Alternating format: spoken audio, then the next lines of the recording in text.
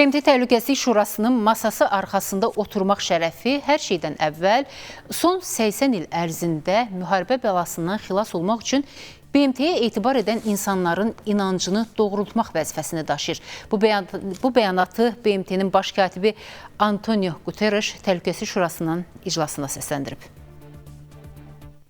Nizamnaməsinin qüvvəyə minməsinin 80-ci il dönümünü qeyd edən Birləşmiş Millətlər Təşkilatının Təhlükəsizlik Şurasında keçirilən təşkilatın irsi ilə bağlı və dərin qlobal bölünmələr fonunda ehtiyac duyulan təcili islahatlara dair keçirilən Birləşmiş Millətlər Təşkilatı Gələcəyə Baxış adlı açıq müzakirələr zamanı BMT-nin baş katibi Antonio Guterres xəbərdarlıq edib ki, Təhlükəsizlik Şurasının legitimliyinin kövrək olması, bu vəziyyətin davam etməsi və əsas məqsədini yerinə yetirə bilməməsi qlobal sülhü təhlükə altında qoyur. May God be with every member of the United Nations organization.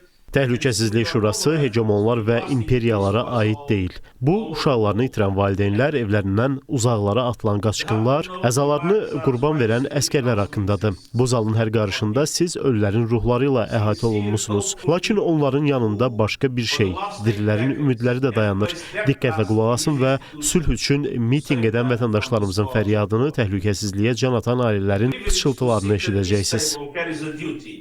Baş katib Afrika, Latin Amerikası və Karib dənizi üçün daimi nümayəndəlikdə daxil olmaqla dünya demoqrafik göstəricilərini daha yaxşı əks etdirmək üçün üzvlüyün yaradılmasını və genişləndirilməsini təklif edib. Sonda BMT-nin baş katibi Şura üzvlərini təşkilatın qurucularının məram və məqsədlərini, ruhunu xatırlamağa çağırıb. Birləşmiş Millətlər Təşkilatının emblemində qalibin dəfnə çələngi deyil, sülh məramlının zeytun tacı var. Bu masada oturan imtiyazlı az saylı insanlara müraciət edirəm ki, bu taca layiq olun, deyə Guterres qeyd edib. Rövşən Əliyev, Space xəbər.